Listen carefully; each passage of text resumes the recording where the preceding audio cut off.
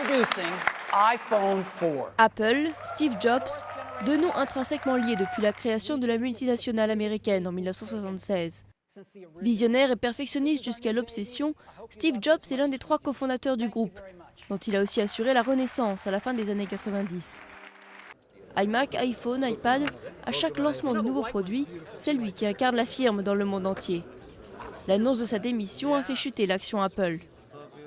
Je crois qu'on a déjà eu une baisse de 5% et quelques du titre. Mais ce n'est pas une grande surprise que Steve laisse la place. On savait que ça allait arriver et je pense que la valeur de l'action prenait ça en compte depuis un certain temps. Donc je ne pense pas que les conséquences seront dramatiques. Pas une grande surprise, non, car à 56 ans, Steve Jobs était en congé maladie depuis janvier, pour une durée et une raison indéterminée. Il a subi une greffe de foie il y a 2 ans et survécu à un cancer du pancréas en 2004.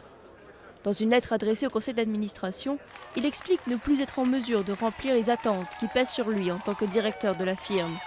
Apple est devenue la marque high-tech la plus valorisée par les consommateurs et la 2e compagnie la plus chère au monde. C'est Tim Cook, le directeur opérationnel du groupe, qui va remplacer Steve Jobs.